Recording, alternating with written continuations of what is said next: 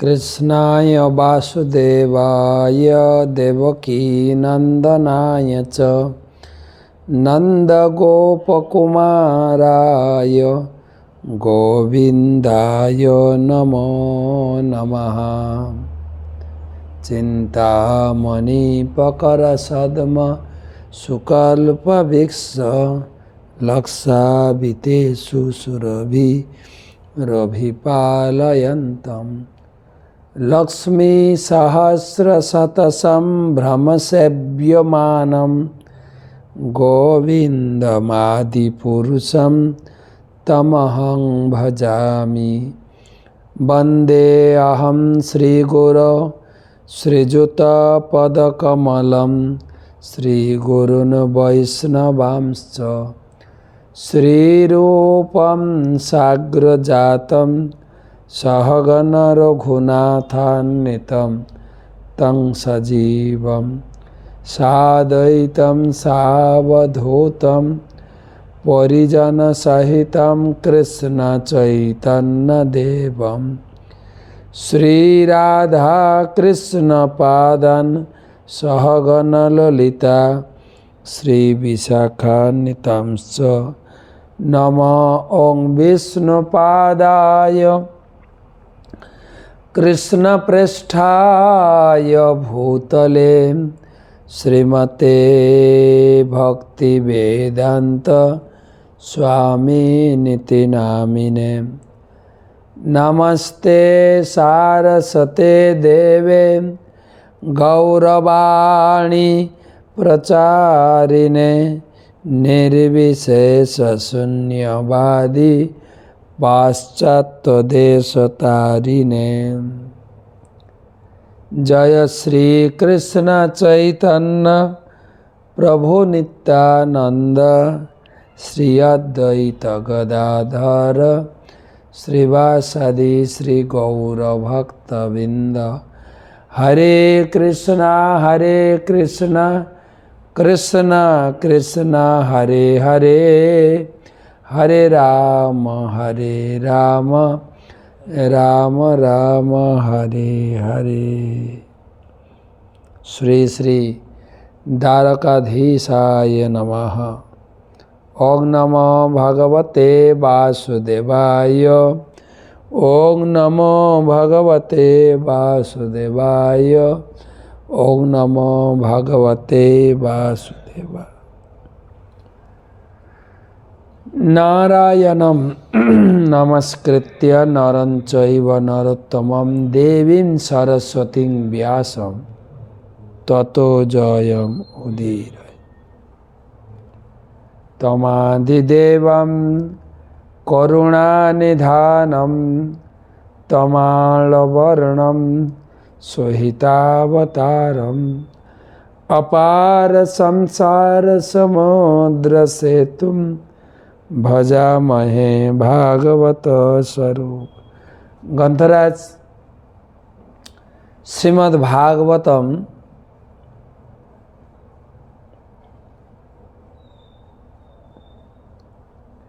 चतुर्थ स्कंधेर अंतिम क्लास 31তম अध्यायेर आज के 27 থেকে 26 থেকে পড়ব। এই প্রচেতাদের কাহিনী শ্রবণ করে আমরা কি পাব, কি পেলাম, পাবো না কি পেলাম, সেই 24 অধ্যায় থেকে শুরু হয়েছে 31 অধ্যায়ের শেষে সুখদেব গোস্বামী বলবেন। তো সর্বপ্রথমে জানাই সকলকে কৃষ্ণপ্রীতি শুভেচ্ছা অভিনন্দন। আজকে হচ্ছে আমাদের 970তম ভাগবত রসমাধুরী সেমিনার। প্রথমে গুরুদেবের চরণে প্রণাম নিবেদন করে তার অহেতুকী কৃপা আশীর্বাদ প্রার্থনা করি। नमो ओं विष्णुपादाय कृष्णप्रेष्ठाय भूतले श्रीमते जयपताका स्वामी नीति नामिने नमो आचार्य पादाय निताय कृपा प्रदायिने गौर कथा धामदाय नगर ग्राम तारिणे। भागवत महात्म सकियम भगवत तेजः तच्च भागवतो दधात तिरोधाय प्रविष्टयम श्रीमद्भागवतार्णवम। भगवान कृष्ण तिनी तार अंतर्धानेर समय भागवत समुद्रे तिनी मिशे गेছেন। तो आजकेर आलोचना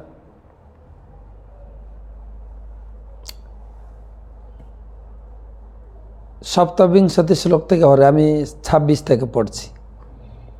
श्री शुक उवाच जयेश उत्तानपद मानवास्सानुवर्णितः वंश प्रियव्रतस्यापि निबोध निपसत्तम। सुखदेव गोस्वामी बोलছেন, हे निप्रश्रेष्ठ महाराज परीक्षित, আপনি স্বয়ম্ভব মনুর প্রথম পুত্র উত্তানপাদের বর্ণনা শ্রবণ করলেন। এখন আমি স্বয়ম্ভব মনুর দ্বিতীয় পুত্র প্রিয়ব্রতের বংশধরদের কার্যকলাপ বর্ণনা করার চেষ্টা করছি। দয়া করে মনোযোগ সহকারে শ্রবণ করুন। এটা আলোচনা হবে পঞ্চম স্কন্ধে। একটা পরিবারের বংশেরই আলোচনা হচ্ছে। প্রথম পরিবার এই জগতে, এই ব্রহ্মাণ্ডে প্রথম পরিবার স্বয়ম্ভুব মনু এবং শতরূপা, তার 5 ছেলে মেয়ে। 5 ছেলে মেয়ে, 3 মেয়ে দেবাবতী, আকুতি, প্রসূতি আলোচনা শুনেছি। দেবাবতীর বর্ণনা তৃতীয় স্কন্ধের শেষে আপনার 20 অধ্যায় থেকে 33 অধ্যায় বিস্তারিত এবং কপিল দেবের প্রসঙ্গ, কপিলের সাংখ্যযোগ। তারপরে চতুর্থ স্কন্ধের শুরুতে আকুতি প্রসূতি গেছে। এবারে তার পরের বর্ণনা আমাদের চতুর্থ স্কন্ধের 8ম অধ্যায় থেকে বর্ণনা শুরু হয়েছে। উত্তানপাদ মহারাজের বর্ণনা। উত্তানপাদ, তার পুত্র ধ্রুব, ধ্রুবের পুত্র বৎসর, তার বুষ্টতেজা, সর্বতেজা, এই পরম্পরা করে পৃথু, এবং পৃথু থেকে প্রচেতা। পৃথু থেকে আসলেন আমাদের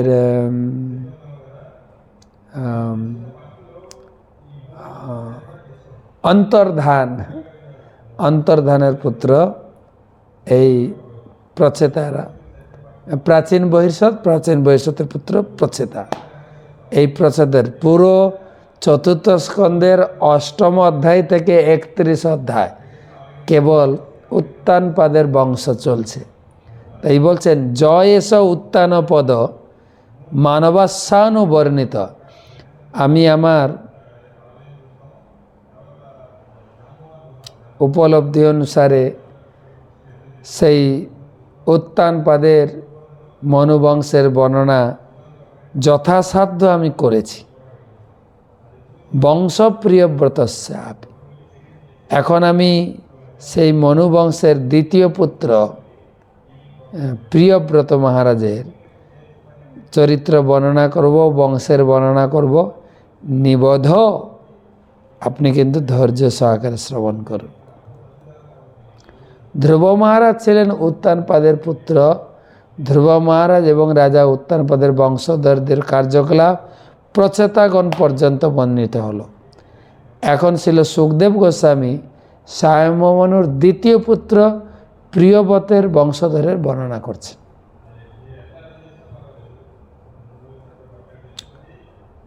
পরের শ্লোক, সপ্তবিংশতি শ্লোক। जो नारदादात्मविद्यम् अधिगम्य पुनर्महिं भूत्या विभज्य पुत्रेभ्य ऐश्वरम समगात पदम जो नारदादात्मविद्यम अधिगम्य पुनर्महिम भूत्या विभज्य पुत्रेभ्य ऐश्वरम समगात पदम। महाराज प्रियव्रत যদিও নারদ মুনির কাছ থেকে অধ্যাত্মবিদ্যা লাভ করেছিলেন, তবু তিনি পৃথিবীর শাসন বাহন গ্রহণ করেছিলেন। পূর্ণরূপে জড়সুখ ভোগ করার পর তিনি তার পুত্রদের মধ্যে রাজ্য বিভাগ করে ভগবত ধামে ফিরে গেছিলেন। এর বর্ণনা বিস্তারিত আমরা পাবো পঞ্চম স্কন্ধে শুরুতে। প্রিয়ব্রত মহারাজ যদিও ছেলেদের মধ্যে বড় ছিলেন, বড় পুত্র, কিন্তু তিনি আধ্যাত্মবিদ্যায় অনেক উন্নত ছিলেন। তিনি সংসার বা রাজ্যপাট গ্রহণ করতে চাননি। নারদ মুনি পরবর্তীকালে ব্রহ্মা এসে তাকে যথারীতি কনভিন্স করে তাকে রাজ্যভার গ্রহণ করিয়েছিলেন এবং সংসারের দায়িত্ব তিনি গ্রহণ করেছিলেন। সে কাহিনী আমরা পরে পড়ব। ইমাম তু কৌসারবিণোপবর্ণিতম ক্ষত্রিয়া নিশম্য জিতবাদ সৎকথম প্রবিদ্য ভাবশ্রুকুলাকুল মুনে দধার মূর্ধনা চরণম হৃদাহরে। ইমাম তু কৌসারবিণোপবর্ণিতম ক্ষত্রিয়া নিশম্য জিতবাদ সৎকথম প্রবৃদ্ধ্য ভাবশ্রুকলাকুল মুনে দধার মূর্ধনা চরণম হৃদাহরে। হে রাজন, এইভাবে মহর্ষি মৈত্রেয়ের কাছে ভগবান এবং তার ভক্তের চিন্ময় আখ্যান শ্রবণ করে বিদুর আনন্দে বিহল হয়েছিলেন। অশ্রুসিক্ত নয়নে তিনি তখন তার গুরুদেবের শ্রীপাদ পদ্মে পতিত হয়েছিলেন, তার হৃদয়ে ভগবানকে ধারণ করেছিলেন। কি বলবো, এই কাহিনী বর্ণনা করেছিলেন মৈত্রেয় ঋষি কৌসারবিণ উপবর্ণিত, আর শ্রবণ করেছিলেন কেন? ক্ষত্রিয়া, তোমার কাকাবাবু। কাকাবাবু মানে তার মানে কি বলা যায়, পরীক্ষিত মহারাজের দাদু সম্পর্ক হবে, মানে পঞ্চপাণ্ডবদের কাকাবাবু দাদু। তা ক্ষত্রিয়া, পরম ক্ষত্রিয়, নিশম্য জাত বাদ সংকত।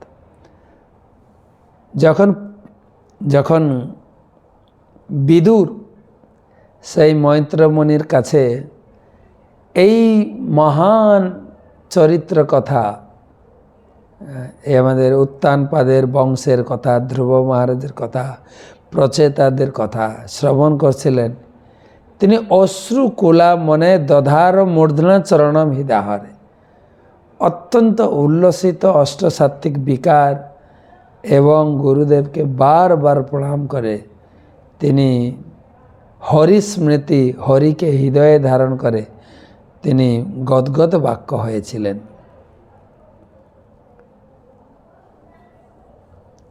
কি বলছিলেন পরে বলবেন। এটি হচ্ছে মহাভাগবতের সঙ্গের প্রভাব। আমরা গীতার শ্লোক শুনছিলাম সকালে, ব্রহ্ম সংস্পর্শ রূপ সুখ, ভগবানের সান্নিধ্যে এলে যে কি সুখ লাভ করা যায়। এখন আলোচনা হচ্ছে ভক্তের সঙ্গে এলে কি সুখ লাভ করা যায়। এই হচ্ছে মহাভাগবতের সঙ্গের পাওয়া। ভক্ত জীবনমুক্ত মহাপুরুষের কাছ থেকে উপদেশ প্রাপ্ত হন এবং তার ফলে ভগবত প্রেমানন্দে বিহ্বল হন। সে সম্বন্ধে প্রহ্লাদ মহারাজ বলেছেন, নৈসাং মতি তাবৎ উরুক্রমাঙ্ঘিং বিশ্বত্বানর্থোপগম যদর্থ মহি অসংপাদ রজোভিষেকম নিষ্কিঞ্চনানং ন বিনীত যাবৎ। প্রহ্লাদ মহারাজ তার বাবাকে বলেছিলেন, তার বাবা তাকে প্রশ্ন করেছিলেন, প্রহ্লাদ তুমি যেই হরি ভক্তি পেয়েছ কোথা থেকে? তোমাদের স্কুলের মাস্টারমশাইকে তো নিষেধ করেছি, তারা শেখাচ্ছে না, তোমাকে কে শিখিয়েছে? না তুমি কি মন থেকে হৃদয় থেকে এটা পেয়েছ? তখন প্রহ্লাদ মহারাজ উত্তর দিচ্ছিলেন যে নৈসাং মতিস্তাবৎ অনুক্রমাংনি পৃষ্ঠত অনর্থ অপগম যথার্থ। এই হরিভক্তিটা নিজে থেকে হয় না, অন্যের থেকেও হয় না। বলে তাহলে কি থেকে হয়? নিজে থেকে হয় না, অন্যের থেকে হয় না। বলছে মহি অসাং পাদ রজ অভিষেক, মহাত্মাদের চরণের ধুলি মাথায় না পড়লে হয় না। মহাত্মাদের চরণের ধুলি, তাছাড়া সম্ভব না। পদজ্র অভিষেক। আত্ম উপলব্ধি ভগবত ধামে ফিরে যাওয়ার পন্থা হচ্ছে সদ্গুরু চরণে শরণাগত। সদ্গুরু, শুদ্ধ বৈষ্ণব, মহাভাগবতের চরণের ধুলির দ্বারা কেউ যদি অভিষেক না হয় তাহলে ভক্তি প্রাপ্ত হওয়া কঠিন। আমি আমার সৌভাগ্যক্রমে নারদ মুনির কৃপার দ্বারা অভিষিক্ত হয়েছি। মৈত্রেয়ের সঙ্গে বিদুরের সেই সম্পর্ক ছিল, তার ফলে তিনি বাঞ্ছিত ফল লাভ করেছিলেন। আমাদের পদকর্তাগণ গিয়েছেন, সর্ববাঞ্ছা সিদ্ধি হয় যমবন্ধ ছুটে, জগতে দুর্লভ হইয়া প্রেম ধন লুটে। মহাভাগবত বা বৈষ্ণবদের কাছে গেলে তিনটে লাভ হয়, তিনটে লাভ। প্রথম লাভ হচ্ছে সর্ববাঞ্ছা সিদ্ধি হয়, জীবনের যত প্রকারের বাঞ্ছার সর্ববাঞ্ছা সিদ্ধি হয়। যমবন্ধ ছুটে, আর তাকে যম দুয়ারে যেতে হবে না। কেননা যম দুয়ারে যাওয়ার যে সমস্ত কার্যকলাপ ও বন্ধ করে দিয়েছে, সাধুর সঙ্গে এগুলো বন্ধ হয়ে যায়। আর জগতের দুর্লভ প্রেম ভক্তি, ভগবত ভক্তি, যেটা সবাই লাভ করতে পারে না, সেটাই প্রাপ্ত হয়ে যায়। তাই যেটা বিদুর মহারাজ পেয়ে, তাই বিদুর বলছেন, বিদুর উবাচ স্বয়মদ্য মহাযোগিন ভবতা করুণাত্মনা দর্শিত তমস পার যথা কিঞ্চন গো হরিহি। বিদুর উবাচ স্বয়মদ্য মহাযোগিন ভবতা করুণাত্মনা দর্শিত তমস পার যথা কিঞ্চন গো হরিহি। বিদুর বললেন, হে পরম যোগী, হে পরম গুরুদেব, হে ভক্ত শ্রেষ্ঠ, আপনার অহেতুকী কৃপার প্রভাবে আমি এই তমসাচ্ছন্ন জগৎ থেকে মুক্তির পথ দর্শন করতে পেরেছি। আপনারই কৃপায় আপনার শ্রীমুখ থেকে এই দিব্যজ্ঞান লাভ করে মুক্তির পথে অগ্রসর হচ্ছি। এই পথ অনুসরণ করে ভববন্ধন মুক্ত পুরুষ ভগবত ধামে ফিরে যেতে পারেন। এই জড়জগৎকে বলা হয় তম, চিৎ জগৎকে বলা হয় জ্যোতি। বেদে নির্দেশ দেওয়া হয়েছে সকলেই যেন এই অন্ধকারে না থেকে জ্যোতির্ময় লোকে ফিরে যেতে চেষ্টা করে। তমস মা জ্যোতির্গময়। তমস মা, মা মানে না, তমস মানে অন্ধকারে থেকো না, জ্যোতির্ময় জগতের দিকে চলো। তাই বিদুর বলছেন, এই তমস, এই জগৎটা অন্ধকার, যেরকম রাত্রে ক্লাস দিচ্ছে, লাইট জ্বলছে বলে দেখতে পাচ্ছি, লোডশেডিং হয়ে গেলে পুরো অন্ধকার। হ্যাঁ, চোখ থাকতেও অন্ধকার দেখবেন, তাই দিনের বেলাও অন্ধকার। ভগবান উপরে একটা হ্যালোজিন রাখেন বলে অন্ধকারটা দূর হয়ে আলো জ্বলে। দিনের বেলা একটা হ্যালোজিন, রাত্রেবেলায় যে মার্কারি চন্দ্র দিয়ে মোটামুটি। আর যাই হোক, এই যে বৈদ্যুতিক লাইট জ্বালাচ্ছি, এটাও তো সূর্য শক্তি। আমরা পড়েছি না বিজ্ঞানের ভাষায়, হ্যাঁ, সমস্ত শক্তির উৎস সূর্য। তাই এটা অন্ধকার জগৎ, আর এই অন্ধকার জগৎ স্বর্গ ব্রহ্মলোক পর্যন্ত কেবলমাত্র ভগবানের ধাম, ভগবানের জ্যোতিতে আলোকিত। এই জ্যোতির্ময় লোকের কথা আত্মতত্ত্ববেত্তা মহাপুরুষের কৃপায় জানা যায়। সেই জন্য সমস্ত জড় বাসনা থেকে মুক্ত হতে হয়। কেউ যখন জড় বাসনা থেকে মুক্ত পুরুষের সঙ্গ করেন, তখন তার ভগবত ধামে ফিরে যাওয়ার পথ পরিষ্কার হয়ে যায়। তো বিদুর গুরুদেবের বন্দনা করলেন। শুক উবাচ ইত্যানাম্য তমামত্র বিদুর গজসাহয়ম সানাম দিদৃক্ষু প্রযোজৌ জ্ঞাতিনাং নিবৃতাশয়। সুখদেব গোস্বামী বলেন, এইভাবে মহর্ষি মৈত্রেয়কে প্রণতি নিবেদন করে তার অনুমতি নিয়ে সমস্ত জড় বাসনা থেকে মুক্ত হওয়া সত্ত্বেও বিদুর তার আত্মীয় স্বজনদের দর্শন করার জন্য হস্তিনাপুরে গমন করেছিলেন।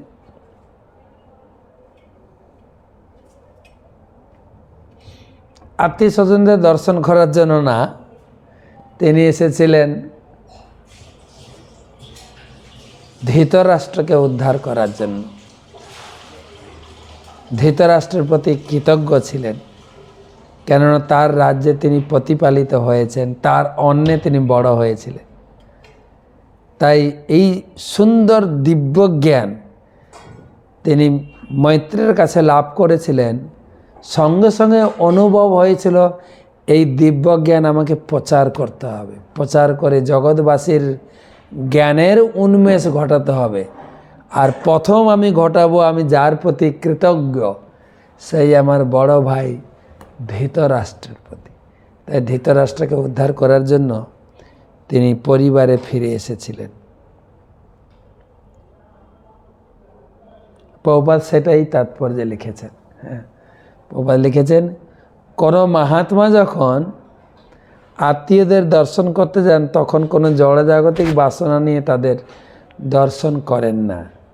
তিনি কেবল তাদের মঙ্গলের জন্য সৎ উপদেশ প্রদান করতে চান। বিদুর ছিলেন কৌরব রাজবংশজাত, এবং যদিও তিনি জানতেন যে কুরুক্ষেত্রের যুদ্ধে এই বংশের সকলেই নিহত হয়েছে, তবুও তিনি তার জ্যৈষ্ঠ ভ্রাতা ধৃতরাষ্ট্রকে দর্শন করতে চেয়েছিলেন। তিনি দেখতে চেয়েছিলেন যে তাকে মায়ার বন্ধন থেকে মুক্ত করা যায় কিনা। বিদুরের মতো মহাত্মা যখন তার আত্মীয় স্বজনদের দর্শন করেন, তখন তিনি কেবল তাদের মায়ের বন্ধন থেকে মুক্ত করতে চান। বিদুর এইভাবে তার গুরুদেবকে সশ্রদ্ধ প্রণতি নিবেদন করে কৌরবদের রাজধানী হস্তিনাপুরের উদ্দেশ্যে প্রস্থান করেছিলেন।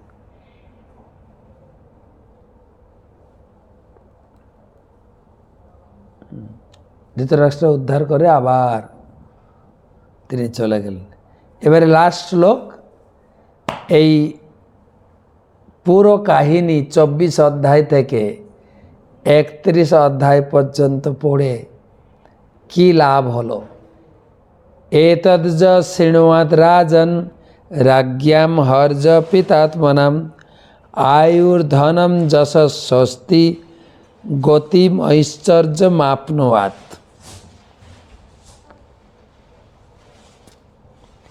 হে রাজন, যারা পরমেশ্বর ভগবানের সম্পূর্ণরূপে আত্মসমর্পিত রাজাদের এই সমস্ত আখ্যান শ্রবণ করেন, যদি আপনি শ্রবণ করে থাকেন,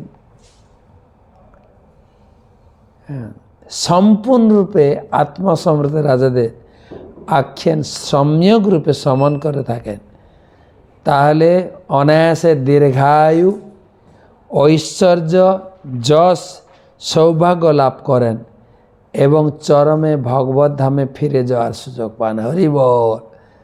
যারা যারা মন দিয়ে এই চতুর্থ স্কন্ধের এই উপাখ্যান শ্রবণ করেছেন, আপনাদের সকলের দীর্ঘায়ু, ঐশ্বর্য, যশ, সৌভাগ্য লাভ করবেন এবং চরমে ভগবত ধামে ফিরে যাওয়ার সুযোগ পাবেন। শেষে ভগবত ধামে ফিরে যাবেন, কোনো সন্দেহ নেই। ইতি শ্রীমদ্ ভাগবত চতুর্থ স্কন্ধের প্রচেতাদের প্রতি নারদের উপদেশ নামক 31 অধ্যায়ের ভক্তি বেদান্ত তাৎপর্য। মানুষ যশ লাভের জন্য, ঐশ্বর্য লাভের জন্য, দীর্ঘায়ু লাভের জন্য, সৌভাগ্য লাভের জন্য কত প্রয়াস করেন, কিন্তু এখানে মৈত্রমুনি বললেন, মৈত্রমুনি বলছেন, সুখদেব গোস্বামী বলছেন, পরীক্ষিত মহারাজ এবং সকল শ্রোতাদের প্রতি, আপনারা অনায়াসেই দীর্ঘায়ু, ঐশ্বর্য, যশ ও সৌভাগ্য লাভ করেন।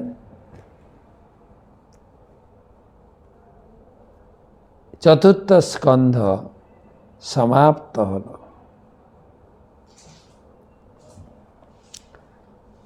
তো যাই হোক, আমাদের কিছু দ্বারকার কথা শুনতে হবে। আমরা দ্বারকাতে রয়েছি। কালকে নিগরাজের উপাখ্যান শুনিয়েছিলাম। আজকে তো অনেক কিছু দর্শন করলাম,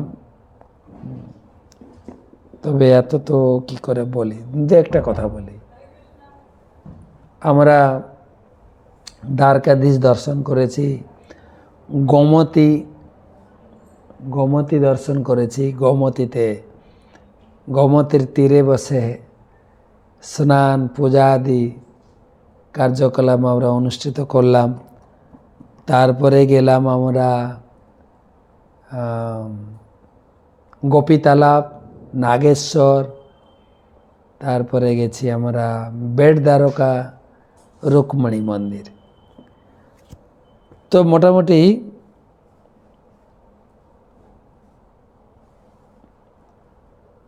দ্বারকাধীশ সম্বন্ধে বলি।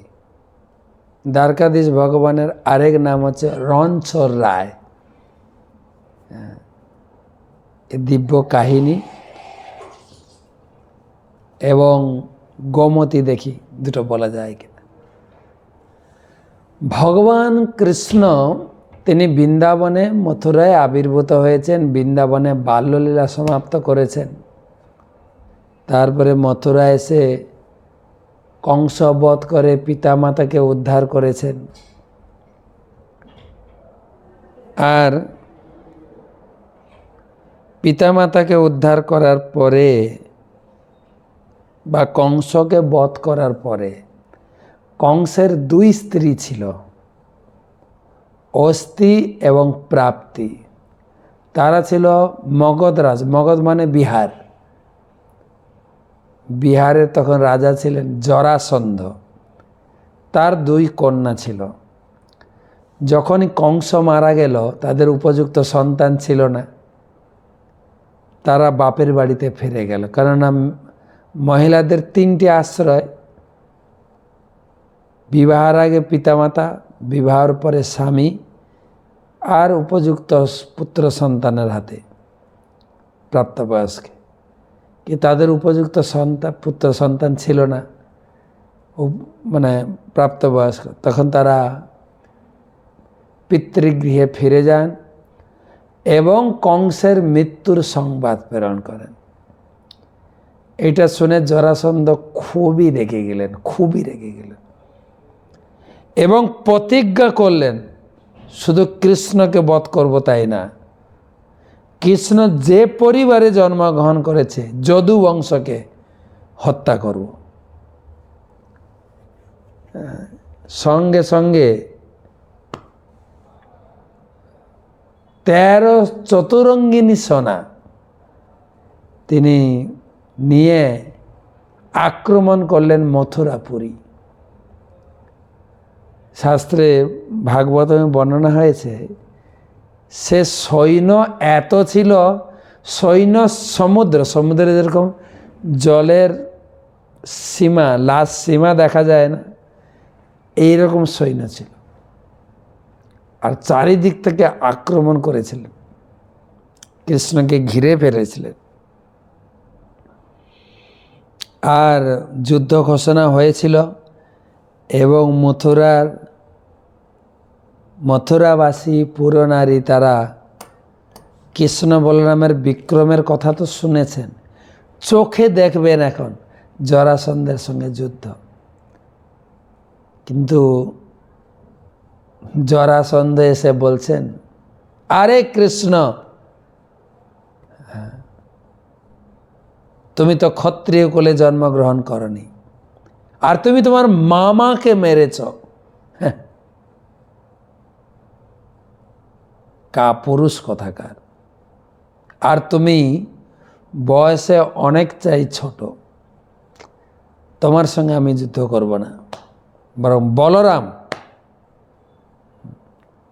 বলরাম ক্ষত্রিয় কুলে জন্ম, তার সঙ্গে আমি যুদ্ধ করতে পারি।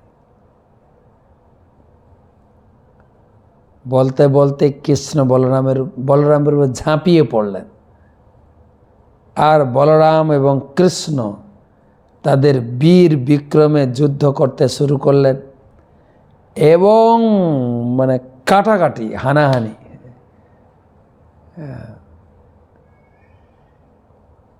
অল্প সময়ের মধ্যে পুরো সেনাকে তছনছ, হাত পা কেটে একদম ধ্বস্ত করে দিল, সমস্ত সেনাকে বিধ্বস্ত করে হত্যা করলেন, আর রক্তের নদী বয়ে গেলেন।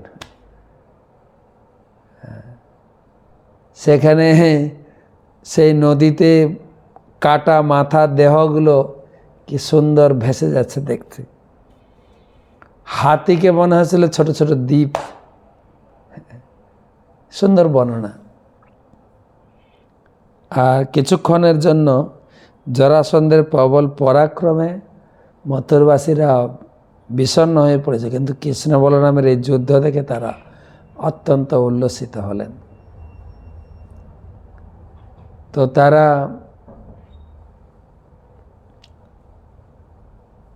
বলরাম ছুটে গেলেন, তিনি জরাসন্ধকে বন্দি করতে, কিন্তু ফিউচার প্ল্যান, ভবিষ্যতের পরিকল্পনা করে ভগবান ইঙ্গিত করলেন, ছেড়ে দেওয়া হলো। জরাসন্ধ এতটাই অপমানিত বোধ করলেন, জরাসন্ধ বললেন, আমি ঘরে ফিরে যাব না, আমি যোগী হয়ে যাব। কিন্তু তার পরিবারবর্গ, তার আত্মমিত্র, মন্ত্রী পরিষদ সকলে তাকে বুঝালেন, না না না না, আরে যুদ্ধে তো হার জিত থাকেই, এটা আপনি তো সব জায়গায় প্রবল পরাক্রমে বিজয়ী হয়ে এসেছেন, এটা কোনো একটা ঘটনা, দুর্ভাগ্য, যার ফলে আপনি পরাজিত হয়েছেন। আমরা আপনার সঙ্গে আছি, আবার আমরা যুদ্ধ ঘোষণা করব, চলুন। বুঝিয়ে সুঝিয়ে রাজধানী নিয়ে গেছেন। এইভাবে তিনি 17 বার যুদ্ধ করেছেন কৃষ্ণের সঙ্গে, 17 বার হেরে ফিরেছেন। জরাসন্ধ আবার যখন আসতেন যুদ্ধে আসার আগে সমস্ত ব্রাহ্মণ বৈষ্ণবদের ডেকে বিশাল ভোজন দিতেন, ভোজন দক্ষিণা দিয়ে তাদের প্রণাম করে আশীর্বাদ নিয়ে যুদ্ধে নামতেন। আর সব সময় ব্রাহ্মণ বৈষ্ণবরা আশীর্বাদ করতেন বিজয়ী ভব, আর প্রতিবারেই পরাজিত হয়ে ফিরতেন। 18 বারের যুদ্ধে মাঠে নামলেন,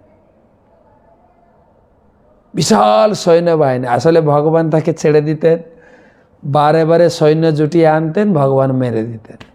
ভগবান তো এসেছিলেন ভূভার হরণ করার জন্য, তাই জরাসন্ধ সৈন্য নিয়ে আসতেন, আর ভগবানের মারতে সুবিধা হতো। ভগবান কোথায় খুঁজে খুঁজে মারবেন।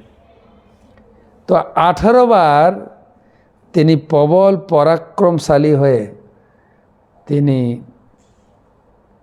যুদ্ধ ঘোষণা করার আগে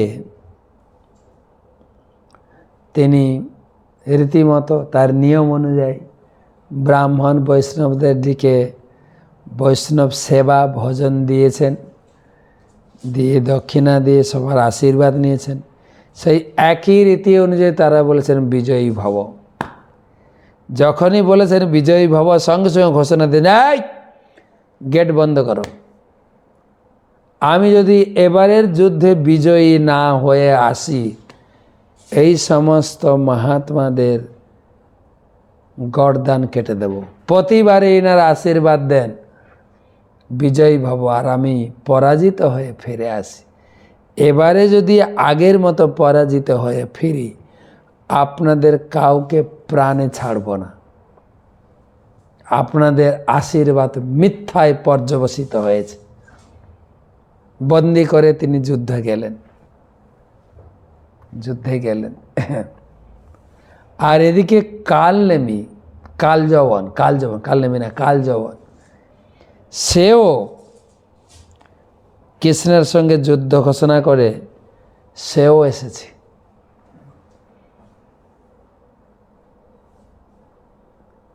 সে আবার কে?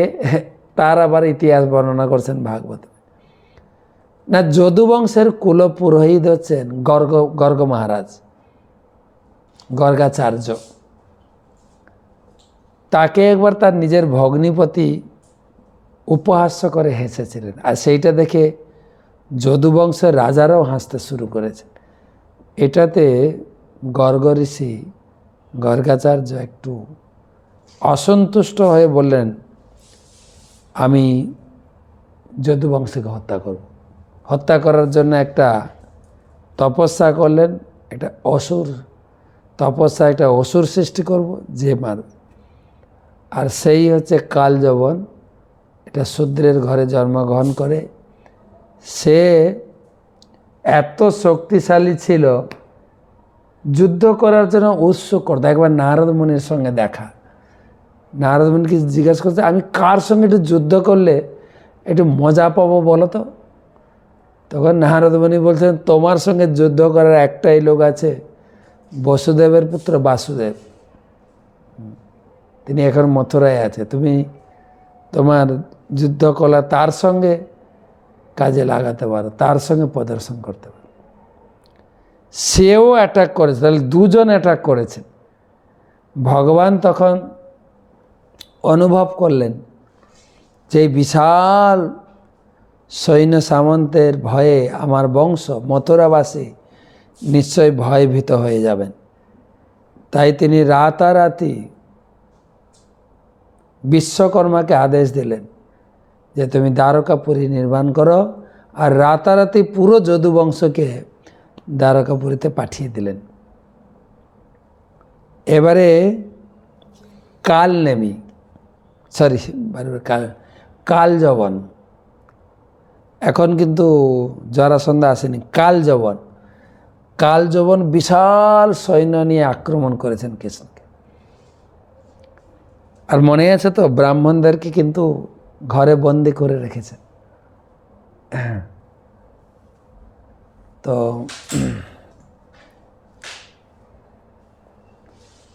ব্রাহ্মণেরা প্রার্থনা করছেন, নম ব্রাহ্মণ দেবায় গোব্রাহ্মণ হিতায় ছ জগদ্দিতায় কৃষ্ণায় গোবিন্দায় নমো নমঃ। হে কৃষ্ণ, গো ব্রাহ্মণ পালক, আমাদের আজকে মৃত্যু আসন্ন, হে কৃপা সমুদ্র, আমাদেরকে রক্ষা করুন, কিছু একটা ব্যবস্থা করুন। ভগবান সেই ব্রাহ্মণদের রক্ষা করার জন্য তিনি কালযবনের সঙ্গে যুদ্ধ না করে যুদ্ধ এড়িয়ে গিয়ে চলে যাচ্ছেন, যুদ্ধক্ষেত্র পরিত্যাগ করেছেন।